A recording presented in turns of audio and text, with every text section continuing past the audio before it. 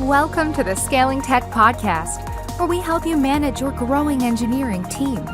Through expert interviews, we help you navigate the challenges of leading, hiring, growing, and nurturing your tech team to deliver the value your customers demand.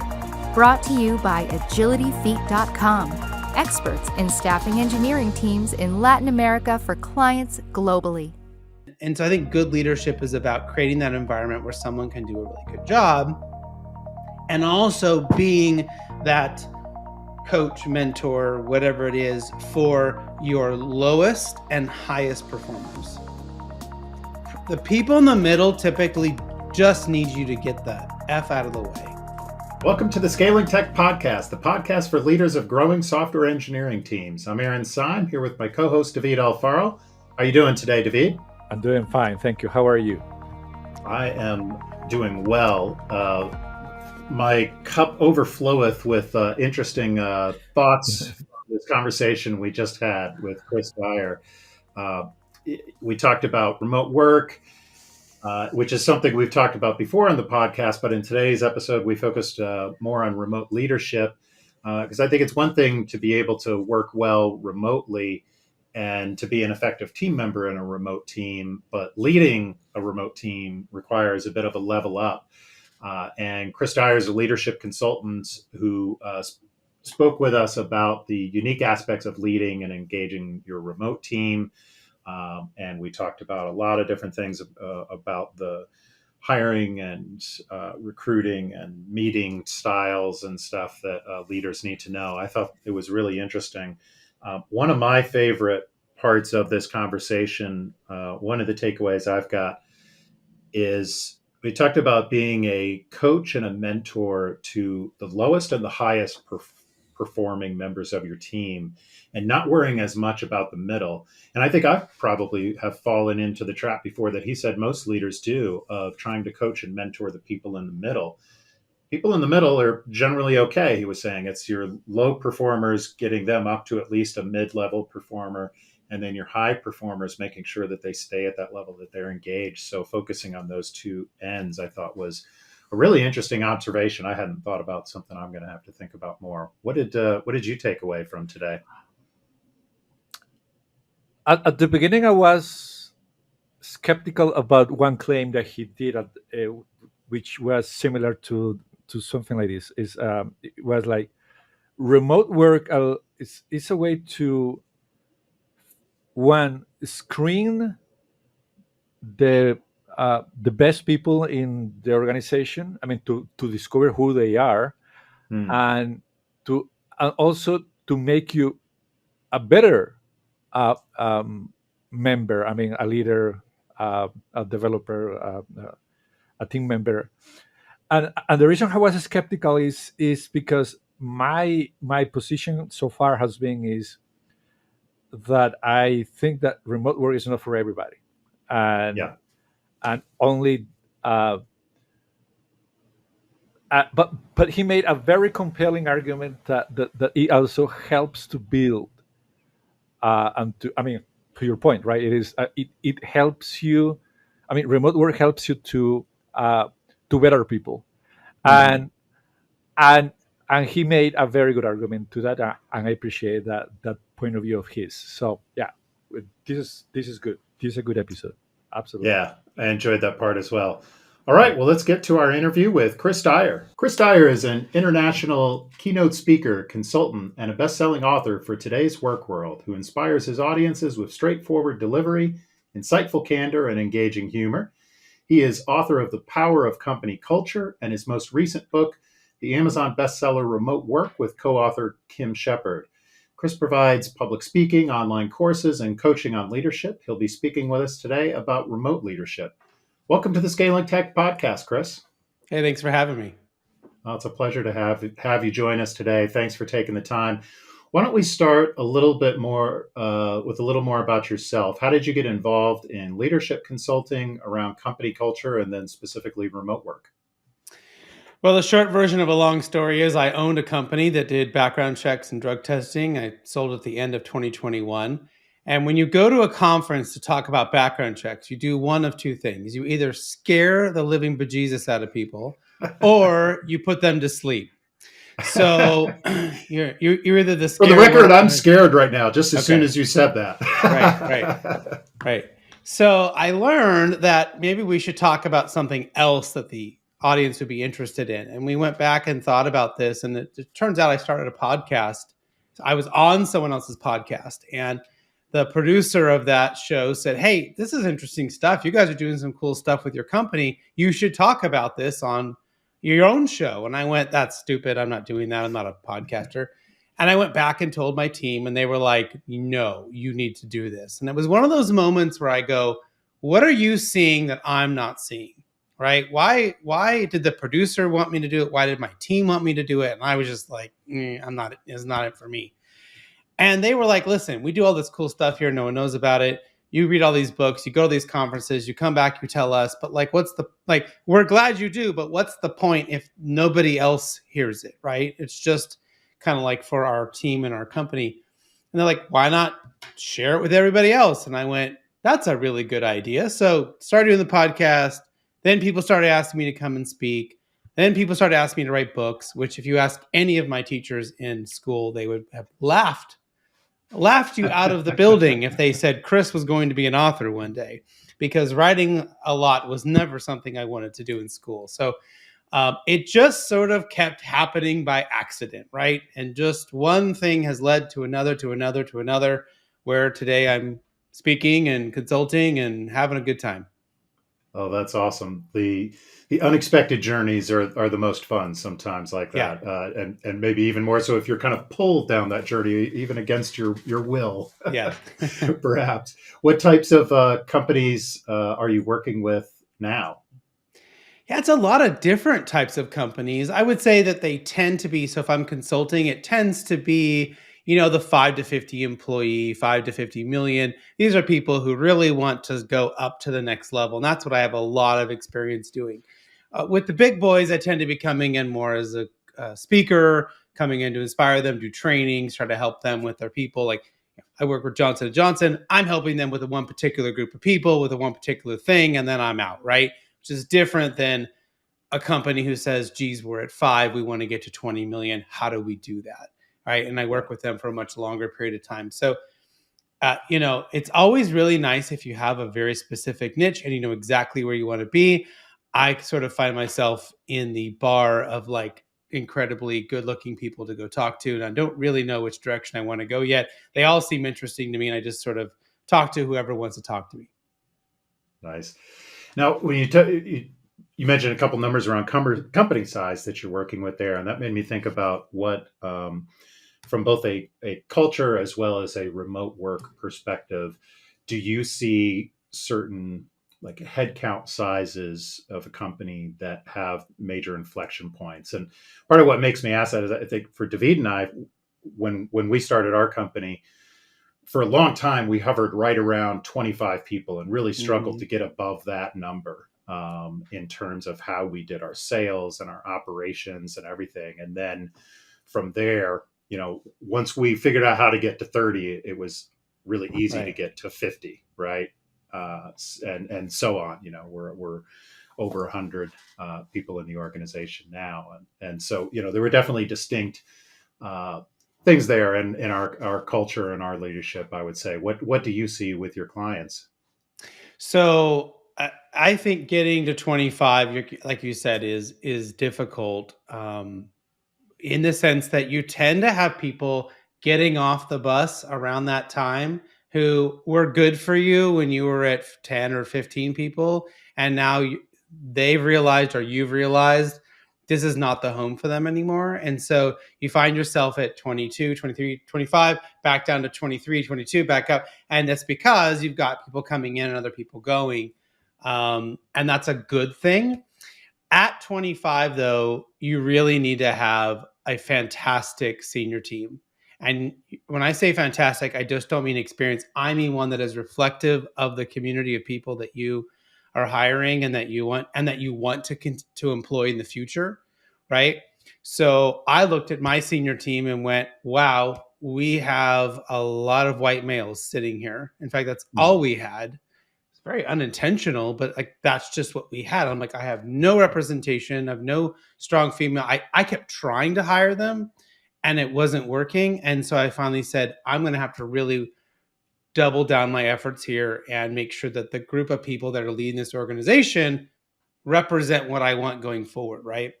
And so when the moment I made that shift and made that change, it took me about 18 months to really get it where I wanted it to be. We were at 50.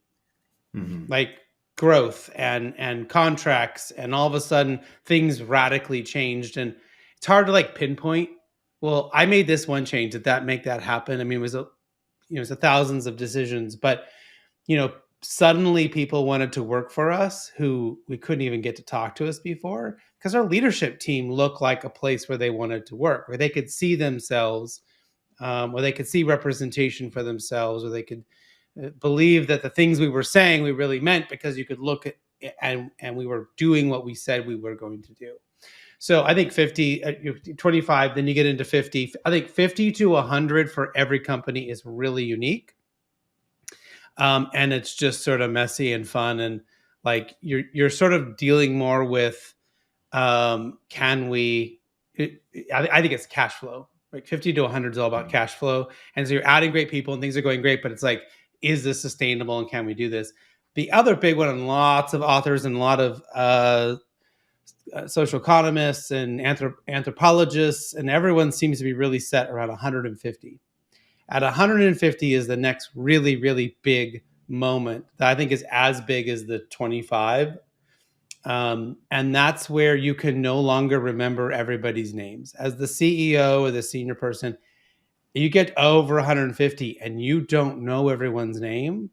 You can't possibly know their spouse's names.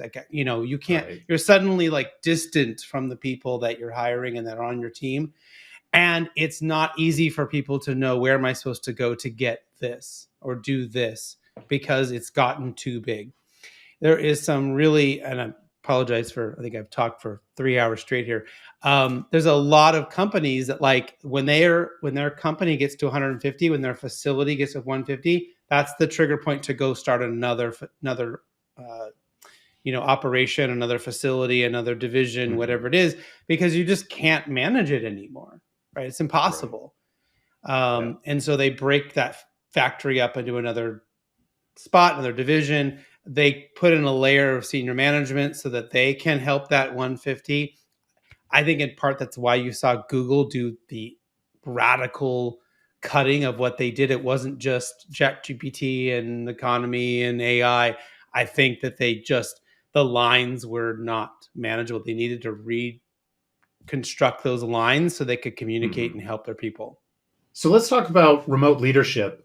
Your book, Remote Work with Kim Shepard, has a lot of great content in it. A couple of chapters that were particularly interesting to me were around remote leadership. And you describe in that book that remote work is best for leadership and best for the company overall. And I'd love to hear you talk a little bit more about, why is that the case? Why is remote work better for leadership?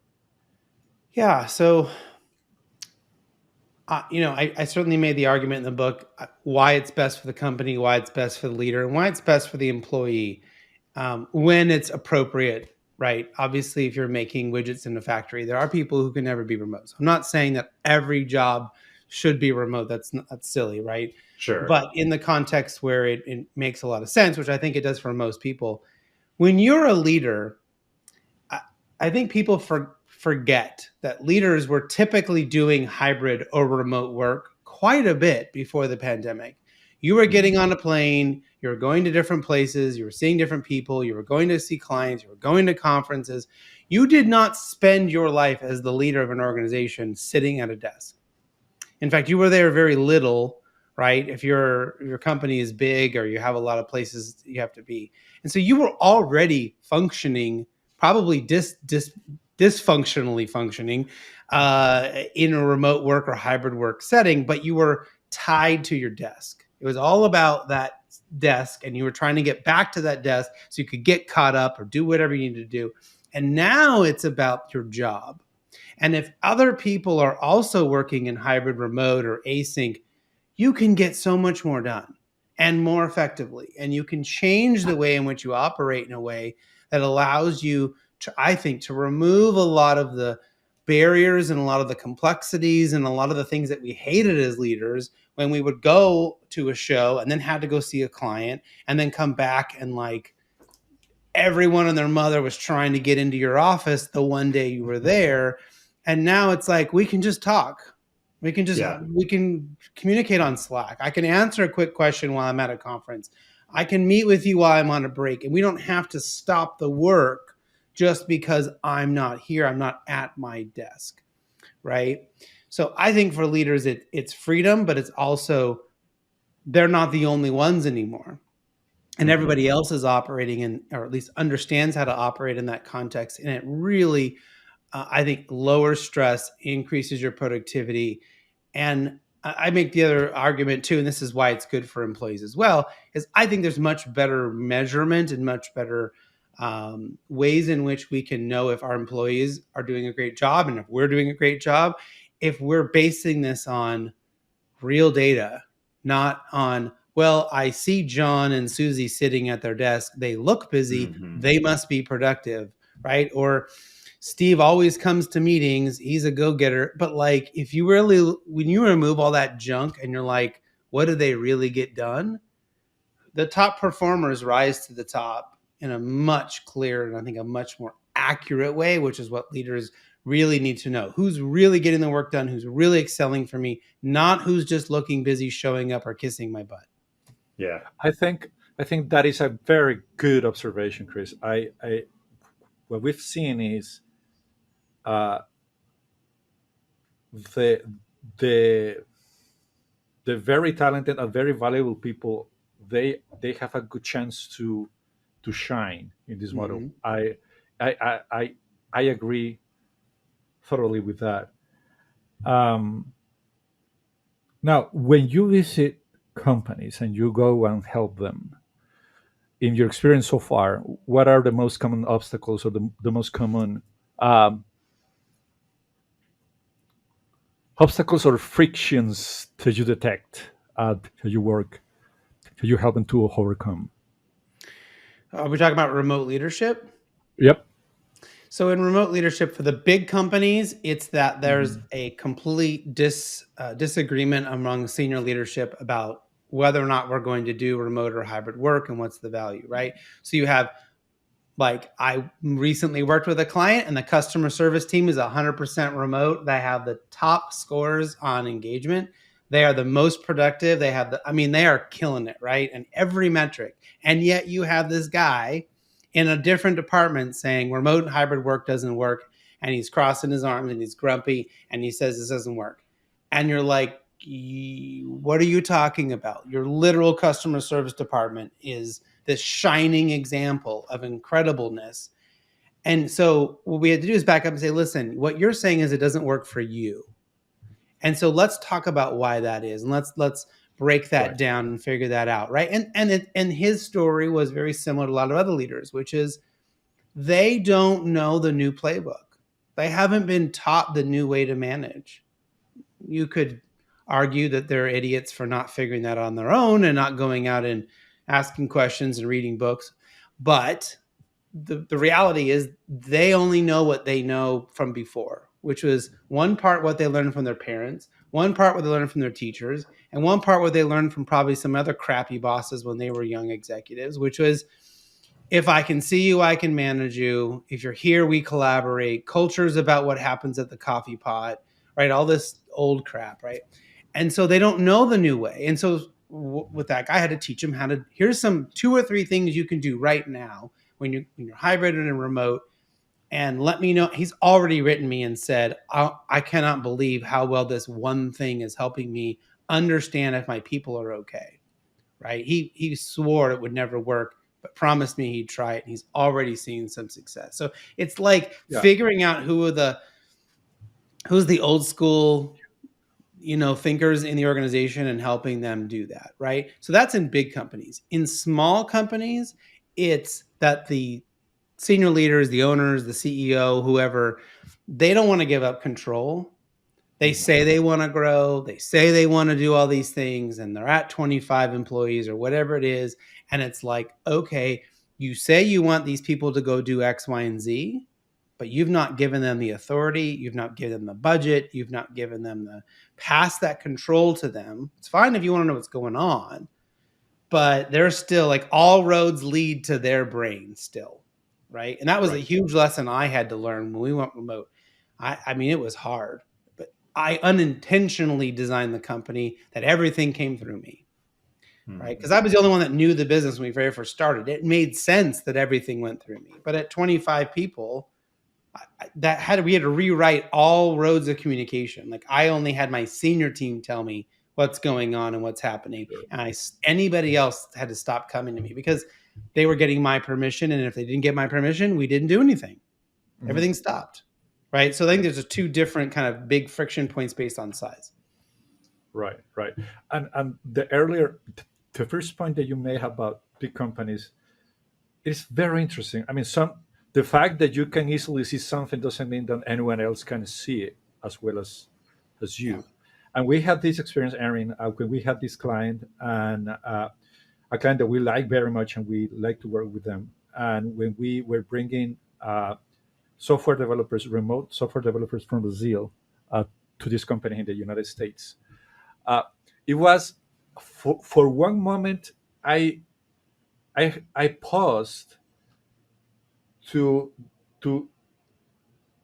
digest the surprise that they had already a remote work environment with their employees, and for some reason they couldn't make the integration that is basically the same with the Brazilian guys. I was very surprised, but it is just take a moment and go with them and review the process, review the onboarding process. It is just take a moment and discuss things, and we discovered that it is just maybe just a perspective that they were lacking, that we helped them to see very quickly, and that's it. And that made a huge difference for them. So I like that comment. The other thing is, you mentioned something. I mean, you are talking about two things consistently, and I am very interested in going deeper with them. Number one, we're talking consistently about leadership. And some episodes ago, we had a very interesting episode that talked about culture, and I was very insistent. I was insisting a lot about, okay, dear guest, what is your definition of culture? Because we're talking a lot about culture. Now, so can I do the same with you? I mean, what is leadership in all these contexts that we're having? What is good leadership, and how it changes necessarily with remote work? Well, I guess I think you asked three things there. So one, what's the definition of culture? The culture is how we get things done. It's the norms. It is the unwritten rules. It is the thing. It is that pulse of like, how do I get things done? Can I just go and do it, or do I need 9 levels of approval? That's culture, right? It's like, how does it operate? I mean, I would say if you go to your friend's house when you were a kid, you could like immediately pick up on, how they are with their parents is different than I am with my parents, right? There's a different code here. Sometimes it was high trust, sometimes it was low trust, right? Like you could pick up on that and you would learn that. And if you were suddenly adopted into that new family, you'd have to learn a new way of operating. And it's the same thing in a company, right? There's a sort of operational code that's happening, and there's a culture, and then there's a subculture inside your team. And so, how you feel about your boss is typically how you feel about your CEO. How you feel about your team is typically how you feel about the company. And that is Patrick Lencioni's work. And so there's a lot of data around this. And when we see the same thing, the scores almost match identically, right? There's always outliers, but typically for the norms, I like my boss, I like the CEO, I like my team, I like the company. And so if you're seeing bad scores for the company, it's like, go back and work on your teams, Go back and make your teams happier, make them work better, help that manager have a better place, because that's the most of their experiences is with their team, right? So that's culture. How to be a good leader in a remote environment is remember that what you focus on grows.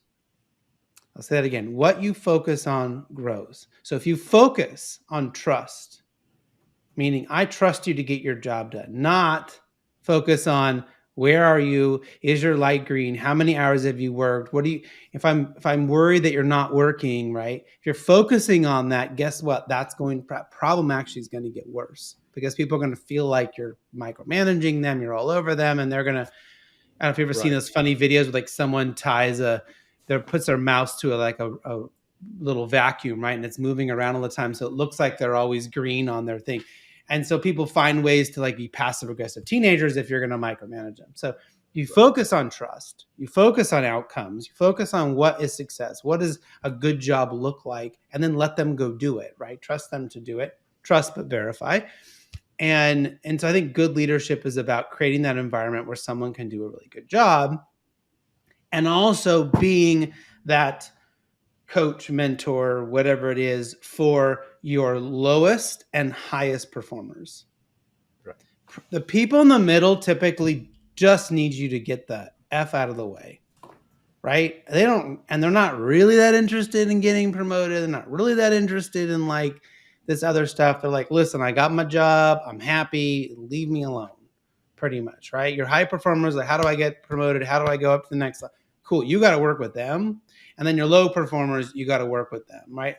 And I mean that like, can you get them to be medium up in the middle, or do they need to go?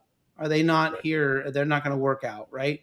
Right. And I honestly think that most leaders spend most of their time on the people in the middle and ignore the top performers because they're annoying and they're asking too many questions and they're like, a bull in a china shop. They're just like, and then the low performers they ignore because they're like, well, I don't know if they're, hopefully they'll figure it out or whatever. They just don't want to deal with it because it's hard.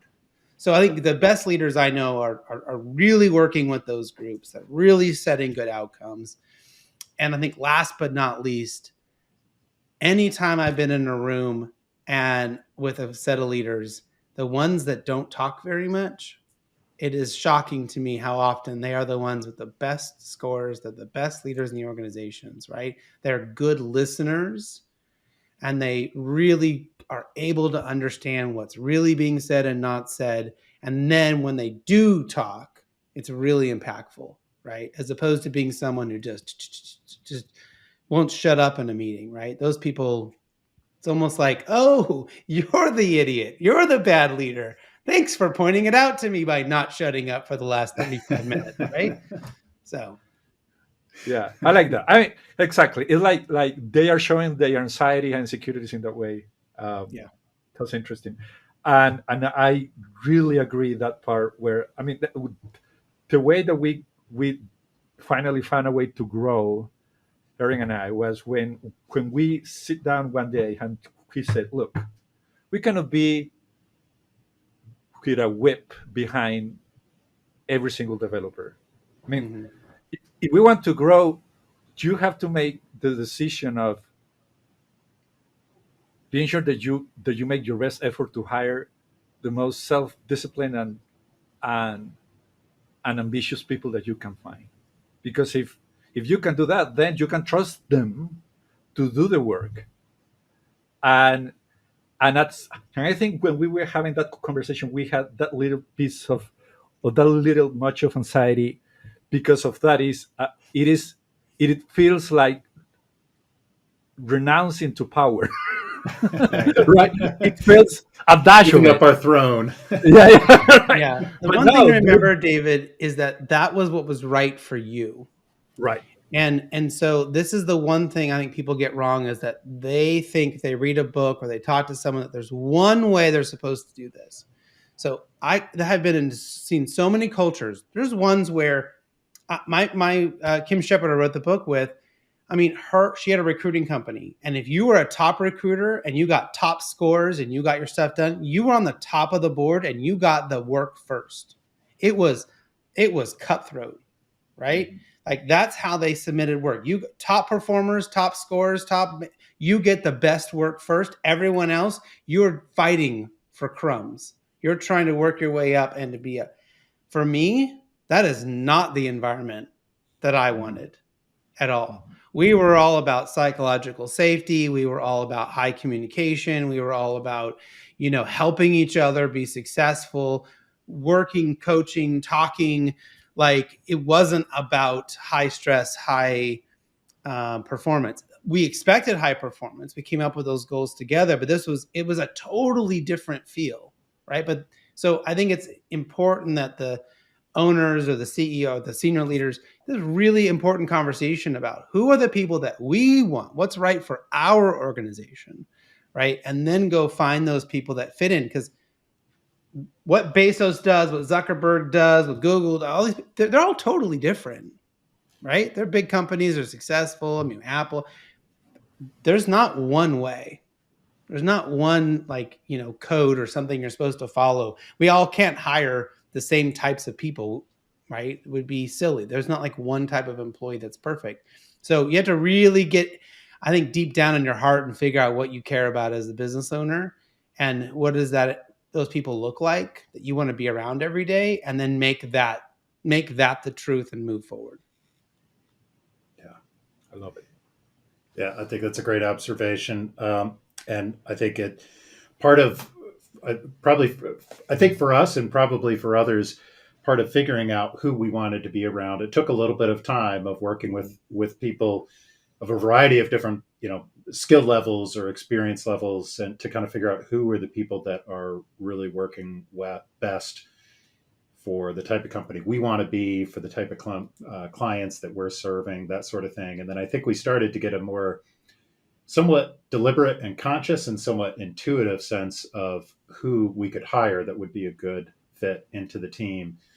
And especially at that time, we were doing this a decade ago, going through this. So remote work was not as popular at that time as it is now, but we were a remote first company. So we were very interested in trying to see who is going to work well in this environment, because most of the people we were recruiting at the time did not have experience working remotely. Now, a lot more people do have experience working remotely, obviously. So that changes the game a little bit. How do you recommend trying to figure out if a candidate for a remote position has the right mindset or ability or diligence to work well remotely? How does that affect your recruiting? Sure. I mean, we did a few things. I mean, to your point, it's changed a little bit because more people have this remote experience. So we never set out to say they had to have remote experience in the past, because that was a really hard thing to find, which obviously now most people have had some experience. So we did a couple things that we thought would be, for us, that were very helpful, that would tell us, are they that kind of person that we want? So the first one was, I would send them a list of instructions on what to do to get a personality test done. And it was a really simple one, to get them to schedule time on my calendar, and and tell them they needed to have a webcam, and they were going to be on Zoom with me or whatever we were using. And so it was like, step one, can they follow a set of instructions? And it was shocking how many of them couldn't follow. They couldn't follow a set of instructions for most jobs in the company I owned, you were out. It's like, you have to be able to independently be able to read instructions and figure it out, right? Yeah. I don't care if you got to go ask 9 people that has nothing to do with me to figure it out. But like, as long as I think that you figured it out by the time you got to me, then I was okay. That was filter number 1. Filter 2 is, I would send them their personality test, and I would send them the results of my personality test, as well as anyone else they were interviewing with. So I thought it was fair game to say, if I'm going to ask you to tell me about you, I'm going to share with you about me and anybody else. It was big bonus points if they had clearly read their test and read my test and had any questions or had made some connection, or even a concern. Like, I noticed, Chris, you're like really hands off. I don't know. Like, I kind of need a boss who's like telling me what to do next and all that. I mean, whatever, right? Right. So that was a big one. And then the last one was I came up with this little. It's the silliest thing, but I will. Oh, there we go. I was silliest thing. I'll tell you that it has worked so well.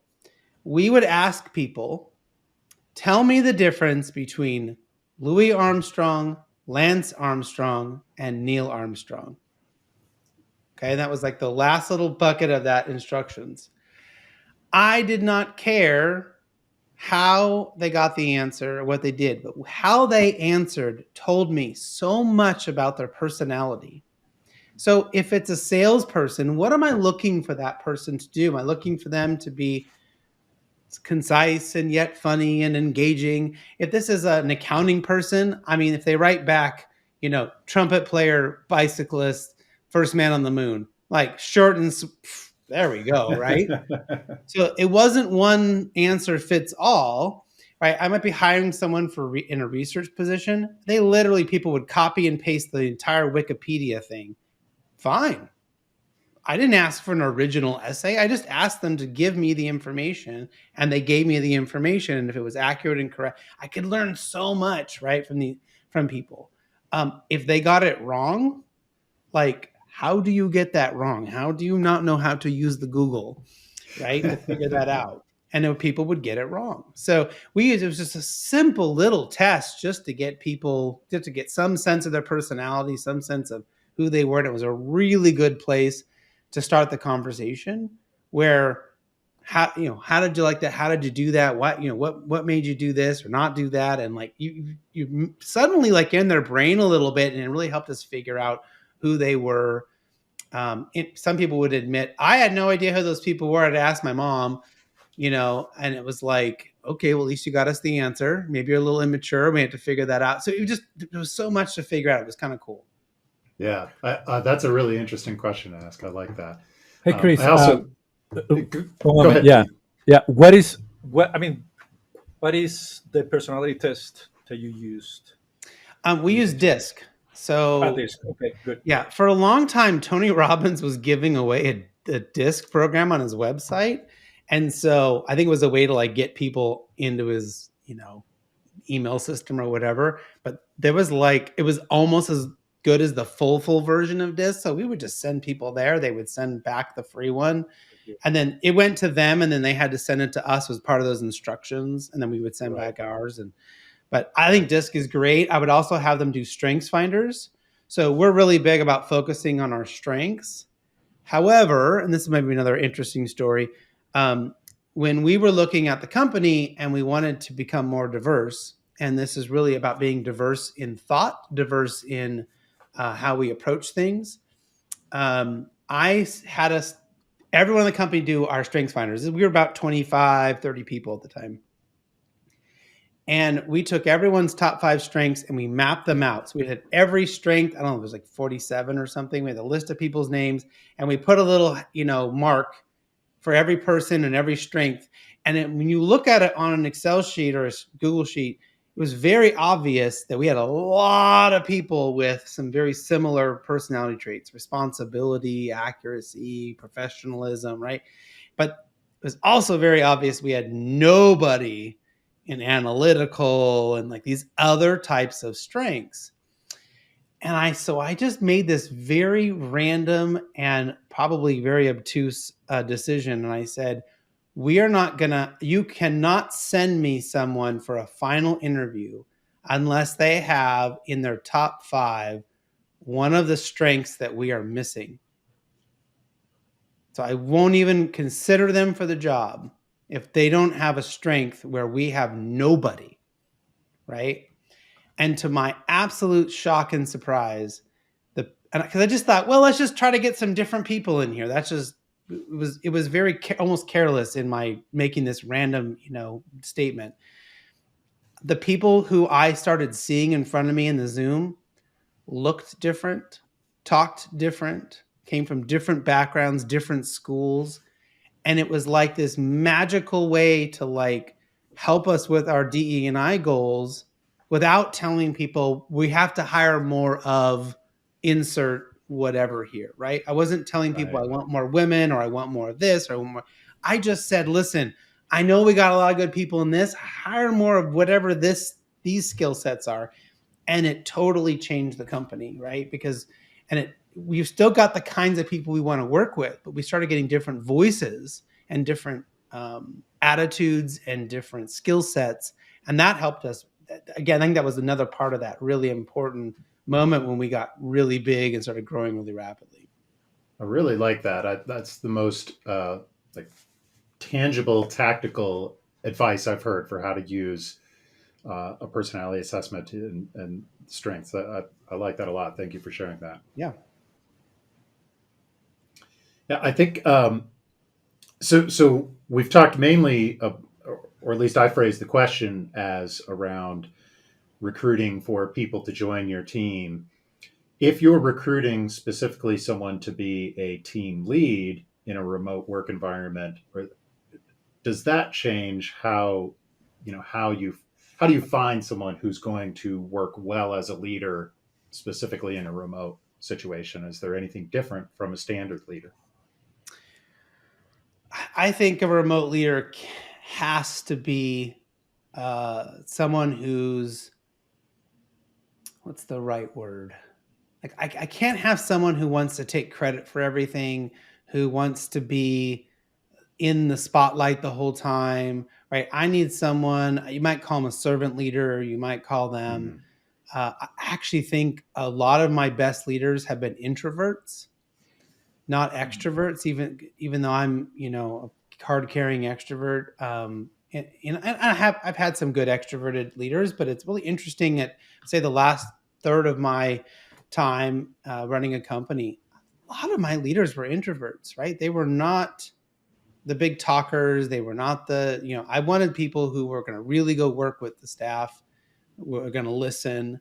And so there's a certain personality there, right? About that they would be happy if someone could get a promotion out of their team. They might be happy that someone found a great job somewhere else, that maybe we just weren't the right company for them anymore, right? I didn't need people that were going to sabotage or take everything personally. It's not all about them, right? This is about looking at our people and saying, how can I help you as the person? mhm, I wanted those kind of authentic people that really cared about the people they were leading, that would, they thought someone was struggling because they were going through something, that they would pick up the phone and call me and say, hey, I think this person is really struggling. What can we do to help them? Right? How do we do not ignore the problem and not, that kind of stuff. So I really think that personality that kind of comes through and how they approach their life and things that they do. I don't think there's not one easy way to find that person, but there's lots of the little data points, right? Do they volunteer? And you can get them to talk about how they handle conflict and how they manage their teams and things like that. But for me, I wanted someone who was a coach, who was a mentor, right? Versus they look to me to be the point the sword and hold the shield and tell them where we were going and what the business was going to do. But I needed my lieutenants to be the softer, mentory type people. I like that. Yeah, I think I've heard that in a couple of ways in your comments today about we have often talked in other episodes too of this podcast about like servant leadership and the importance of that. It's a fundamental tenet of like agile leadership styles, certainly. But I think what I'm hearing from you is the extra importance of that servant leadership in a remote environment too, because you need to be more thoughtful about coaching and mentoring and support of your team and checking in on them, that sort of things, and not just being the loudest voice in the room or the loudest voice in that online meeting Right. as a leader. I like that a lot. Thank you. The other way I think I've put it, and maybe this might be helpful, is I need people who are really, really rigid about the big stuff and Mhm. easygoing about the little stuff. And I find that bad leaders are the opposite of that. That's great. Yeah, I like that. One of the other parts of the book that I enjoyed was the way you describe the types of meetings that a company should call, and use some great terminology in that. Could you tell us a little bit about the difference between like a cockroach meeting and a tiger meeting and things like that? Those are Sure. great metaphors. So we found very quickly when we went remote that we could not meet the way we used to meet, right? And the bumping into each other and all this, it turned into let's keep having all these 1 hour meetings, which I think a lot of people went through in COVID. And they had the same realization we did, which is you were suddenly just on all the time and you didn't have time to work. And a lot of these meetings didn't need to be that long, but once you got on, then they would start bringing up 9 other things you weren't prepared to talk about, right? And it was just overwhelming. So we had to redesign our meetings. So the first thing is there had to be meetings where it would empower people to allow them to get questions answered, to get unstuck, right? How do they get unstuck and without having to wait for their boss to be available or wait for their one-on-one in some, week to week, or not wait for a team meeting that only happens once a month or once a week or whatever it is, right? How do they get unstuck so they can get their job done? And so we created the cockroach meeting. This in part came from Kim Shepard as well, but we kind of redesigned it and we've kind of a little bit. So it's a 15-minute meeting or less. Our average cockroach meeting was 7 minutes. So it is never meant to go the full time, but you get 15 minutes if that's what you need. It is optional to attend. The only person who has to attend is the one who calls the meeting. So what you would do if you got stuck, you might go into Slack, you might go to email and say, hey, at 1:00, I could really use some help with how do I insert problem here?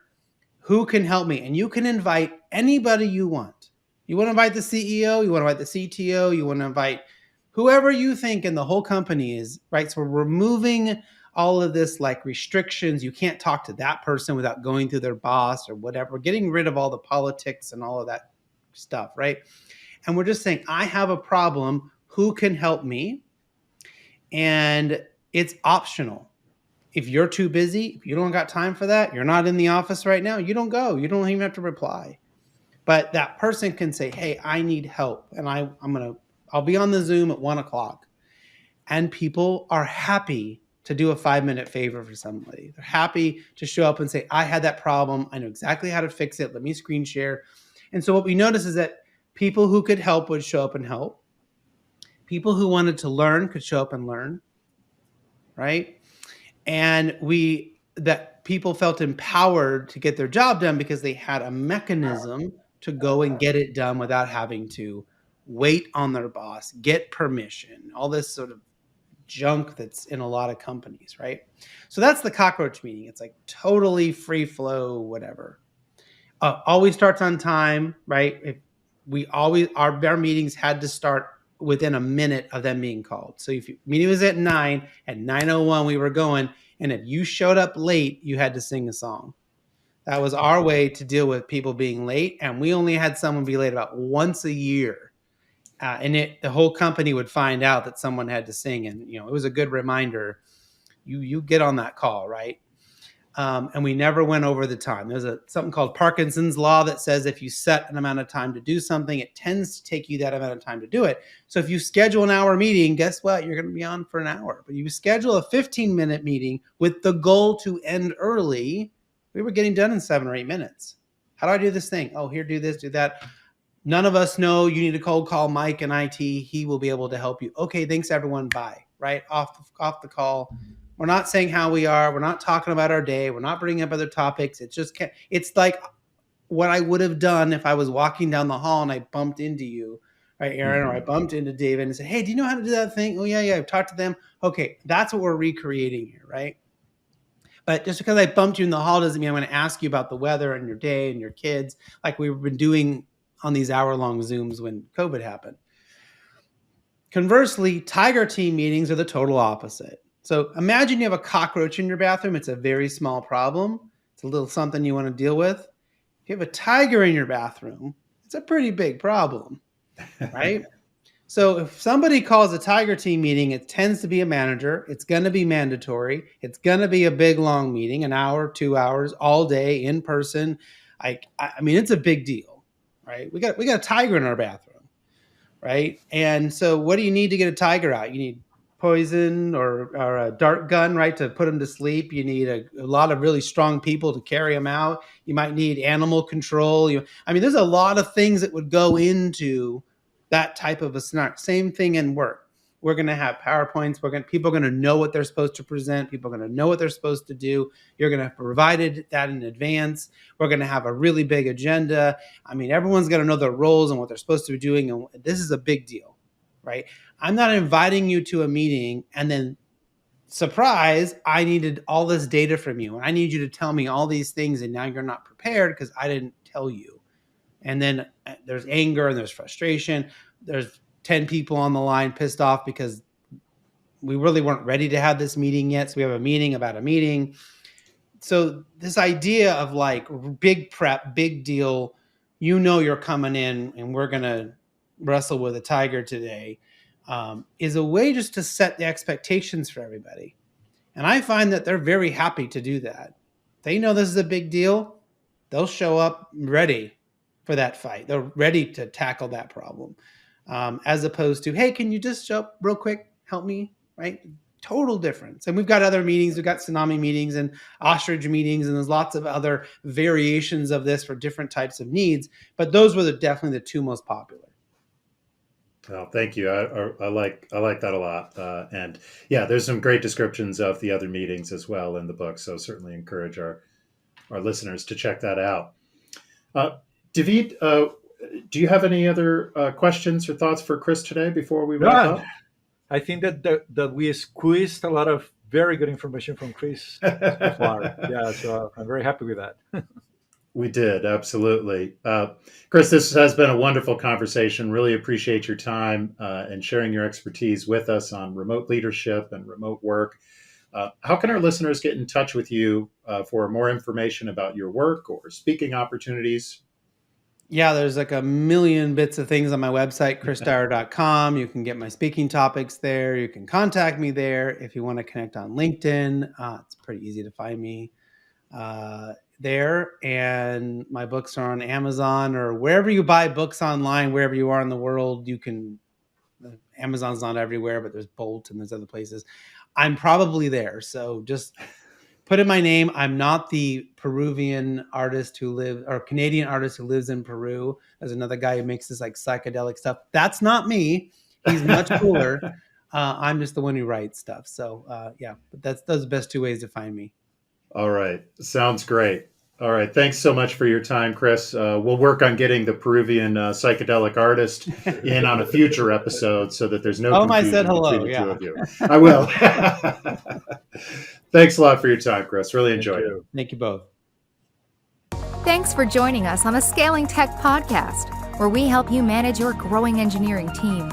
Brought to you by agilityfeet.com, experts in staffing engineering teams in Latin America for clients globally. For more information on today's episode and to submit your ideas for future guests, please visit scalingtechpod.com.